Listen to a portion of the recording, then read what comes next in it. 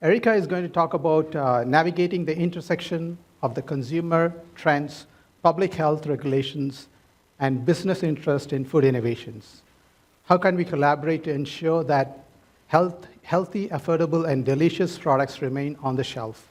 I know Erica from my work through DPAC, so please give a warm welcome to Erica.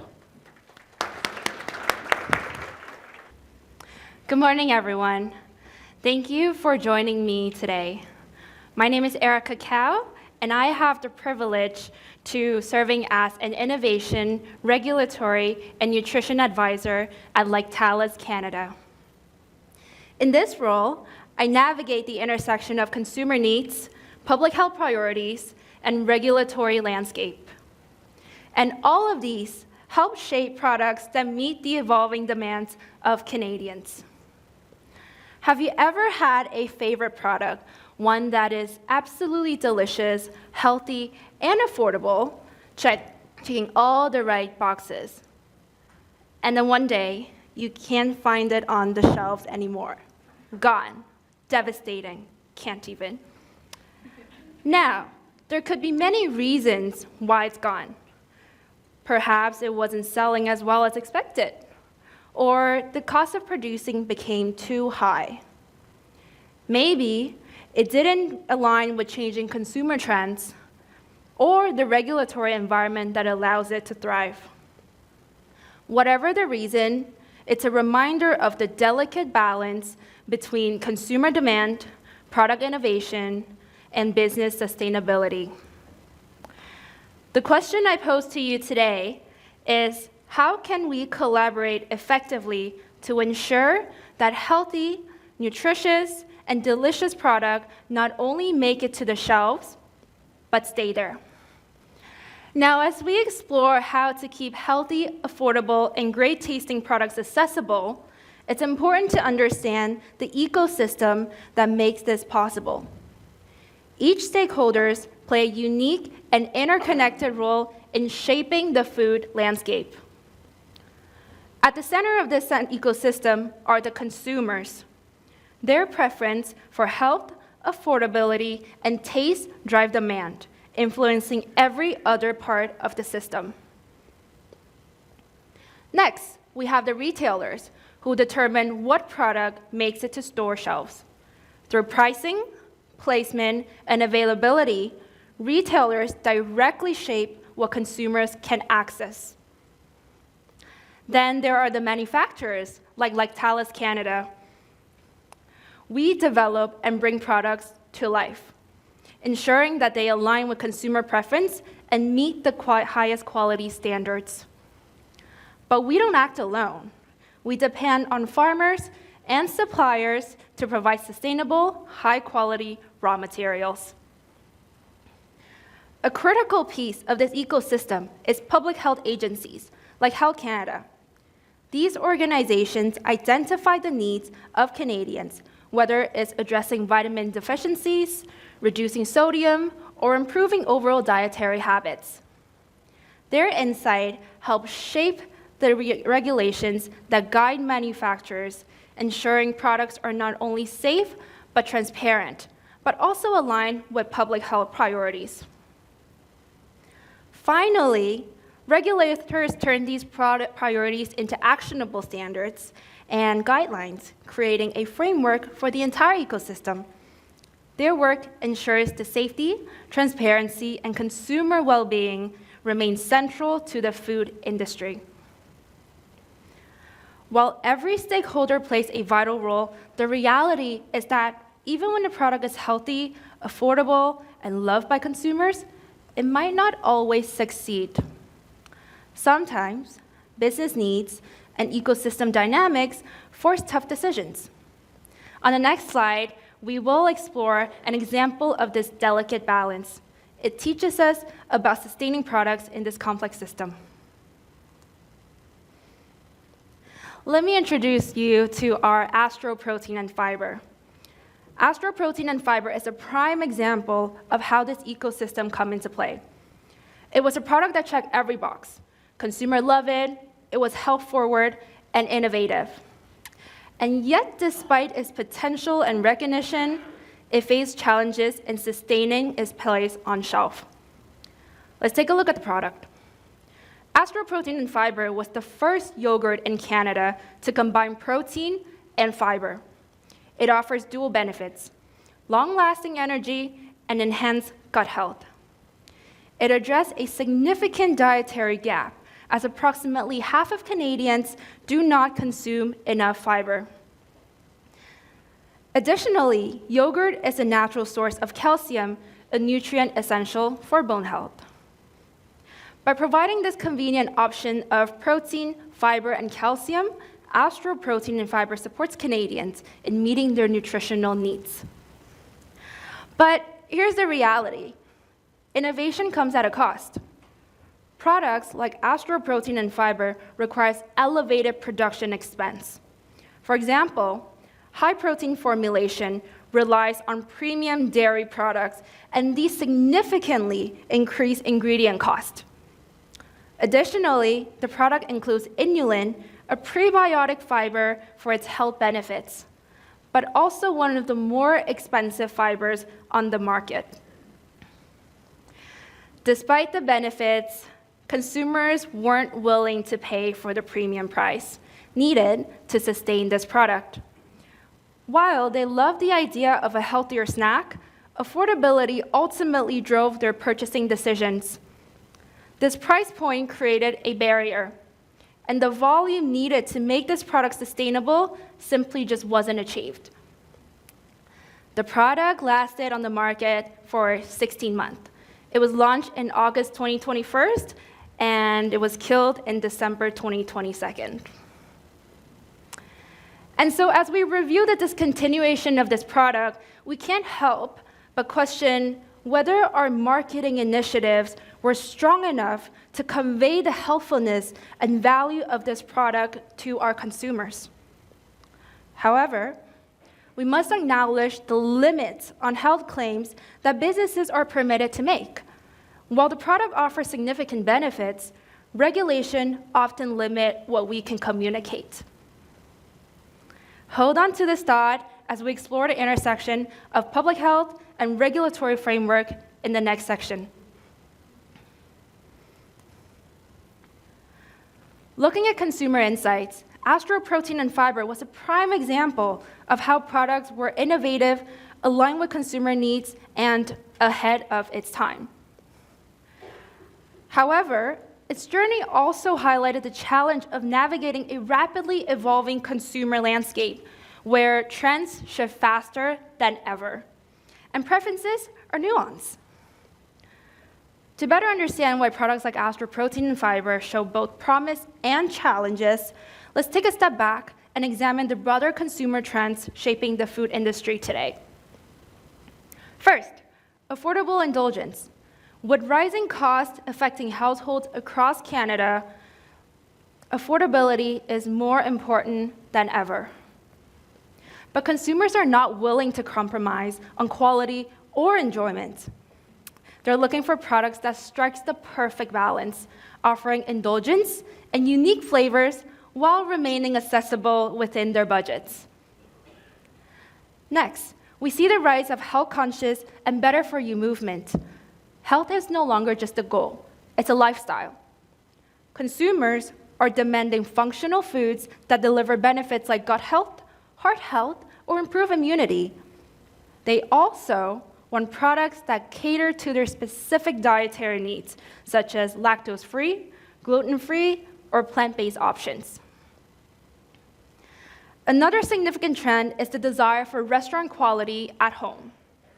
Convenience is key, but it must be paired with elevated quality and taste. This trend reflects a shift in how consumers view their meals. Food at home is no longer just for sustenance, it's an experience. Sustainability has also emerged as a major driving force through environmental, social, and governance values. Today's consumers are making deliberate choice to support brands that align with their values. Products that demonstrate a commitment to sustainability, ethical sourcing, and social impacts are winning loyalty and trust. Finally, Canada's multicultural consumer market is driving a shift in demand. Culturally inspired flavors and products are no longer niche, they're mainstream. Consumers are not only seeking foods that reflect their own heritage, but are also eager to try global flavors and experiences, making multicultural innovation a powerful avenue for growth. Underlying all of these trends is one critical, non-negotiable factor: food safety. As consumers demand more from their food, whether it is indulgence, functionality, sustainability, or cultural authenticity, they expect products to meet the highest safety and quality standards. Food safety is the foundation that supports trust, ensure compliance with regulations. Ultimately, this allows business to deliver innovative products that align with public health and consumer needs. Now let's talk about the public health sector that monitors and safeguards the health of Canadians. Public health agencies, such as Health Canada, is dedicated to safeguarding the health of Canadians by identifying and addressing the public health concerns. Through comprehensive research and surveillance, the agency monitors trends in chronic disease, such as heart disease, diabetes, and osteoporosis. For instance, 2019 to 2020, almost 2.3 Canadians aged 40 and over were living with diagnosed osteoporosis, with about 81% being women. And to combat these issues, Health Canada implemented policies aimed at reducing the intake of harmful nutrients, promoting nutrient fortification, and empowering consumers to make informed choices. But let's be honest, while Health Canada sets the stage for a healthier Canada, policy alone doesn't create change. It's the businesses, the ones developing and delivering products to consumers every day, that transform these guidelines into tangible, impactful solutions. Of course, this collaborative effort relies on clear standards, shared, and accountability. This collaboration requires engagement from public health, regulatory agencies, and all other stakeholders in the ecosystem to align. Together, these frameworks create the foundation for a trustworthy and healthier food system.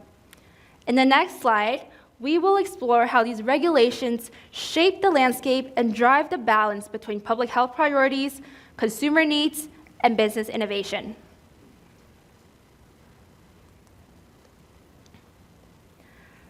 To translate public health objectives into actionable outcomes, Canada relies on a robust regulatory framework.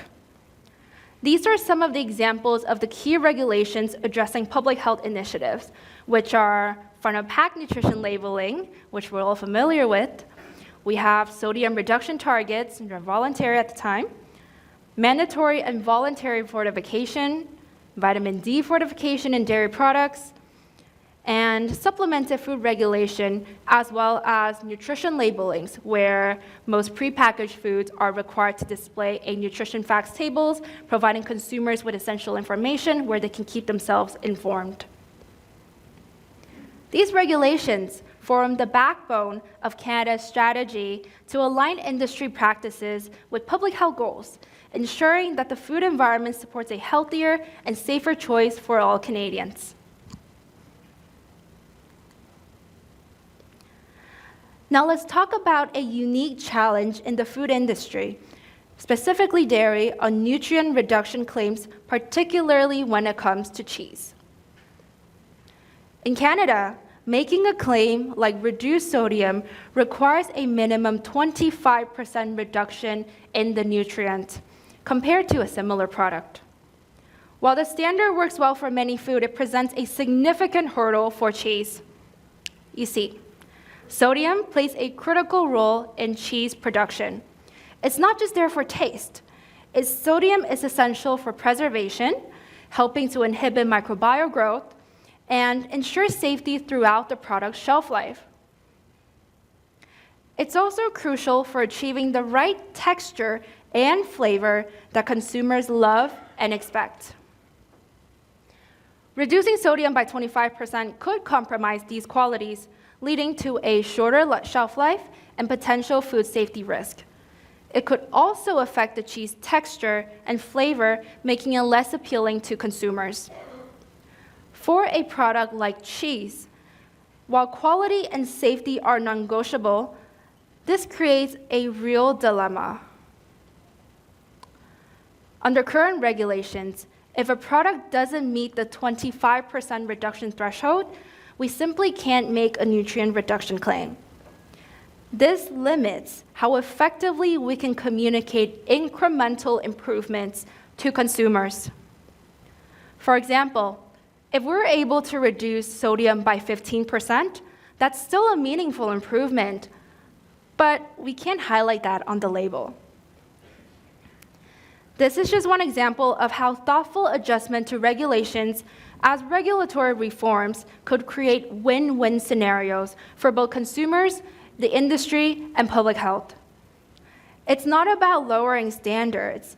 It's about creating opportunities for progress and collaboration in the development of healthier products for Canadian consumers.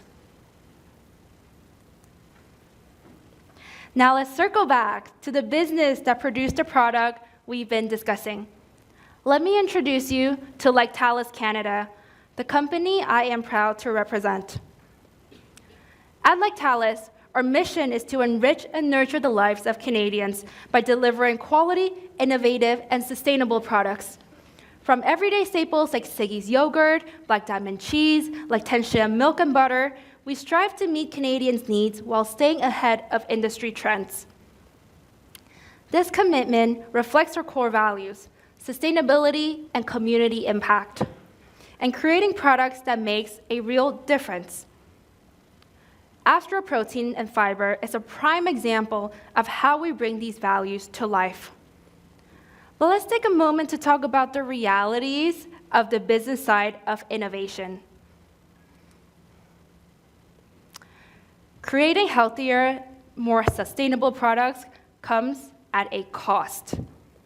From research and development to ingredient sourcing and even retailer fees, the financial investment is significant, and the return, not always immediate. For example, when we launched cheese strings many years ago, it wasn't an overnight success. It took nearly 4 years to achieve the volume necessary for profitability. 4 years of believing in the product, refining our approach, and working with retailers and consumers to grow its presence. Today, cheese string is a household favorite. We see aligning innovation with public health priorities as not just a responsibility, but an opportunity to lead. At Lactalis, this is what drives us, delivering products that meet the needs of Canadians today while building a healthier, more sustainable future for tomorrow. So, how do we move forward? And here's my proposal. It starts with collaboration. Collaboration with consumers, keeping them at the center of product development. By leveraging insights, we can anticipate both their health priorities and regulatory requirements. Collaboration with regulatory bodies like Health Canada and CFIA, which allow us to innovate within compliance boundaries. And collaboration begins with prioritizing health and wellness as an objective for all. And the question I leave with you today is, how do we, as an industry, work together to balance health, compliance, and profitability in a way that supports a healthier future for all Canadians? Thank you for your attention, and I look forward to hearing your thoughts.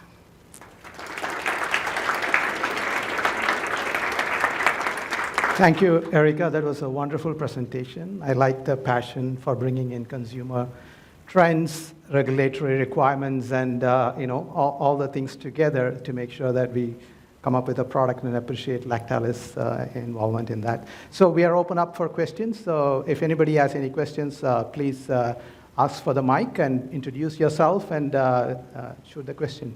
Thank you. I think we need a moment to process.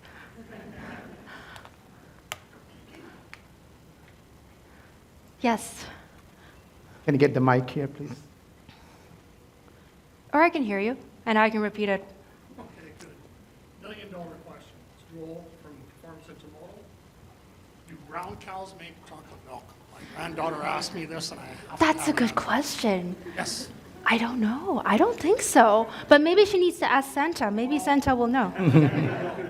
All kidding aside, the new regulations that are being introduced for October 1st with FDA, how's that going to affect Lactalis? With the FDA, well, that part, actually, I don't have the clear response. Could you elaborate on specifically which Or one? the FDA. The FDA. Effective October 1st, the FDA has submitted new regulations. I'm just wondering how that's going to affect Lactalis.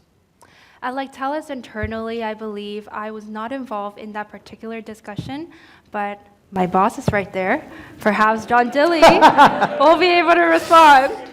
So John, there you go.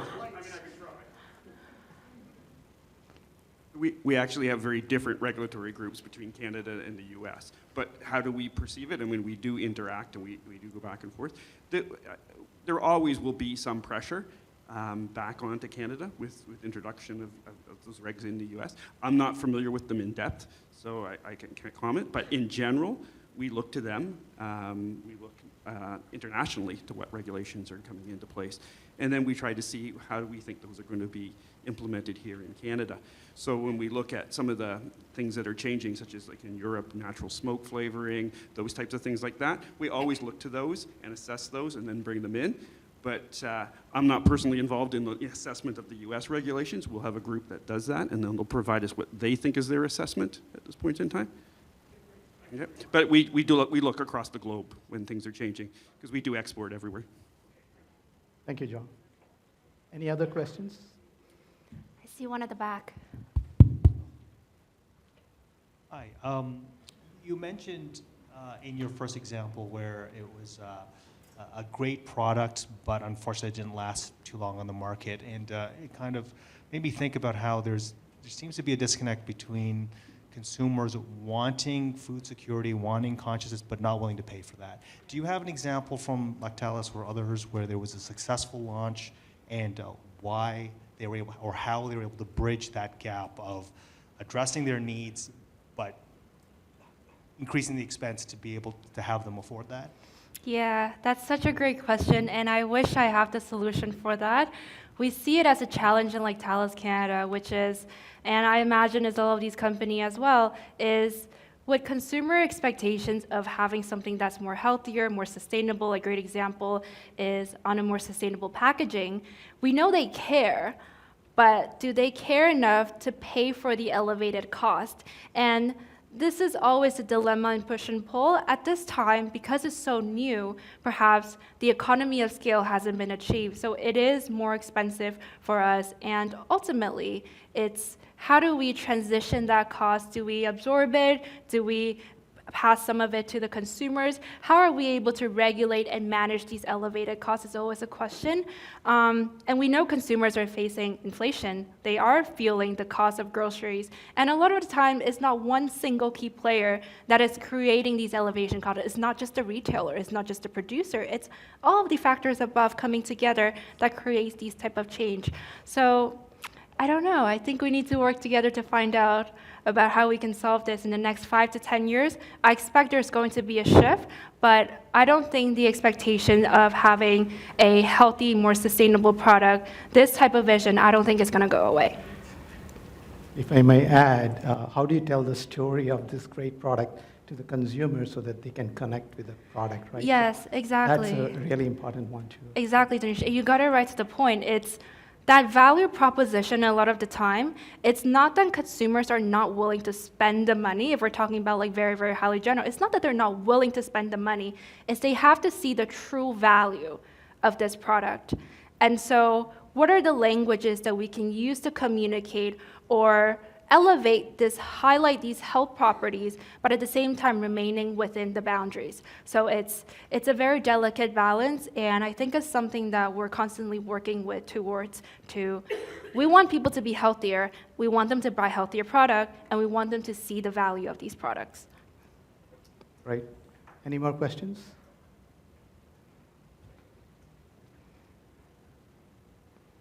If not, thank you, Erica. It was a Thank great you, Denise. presentation.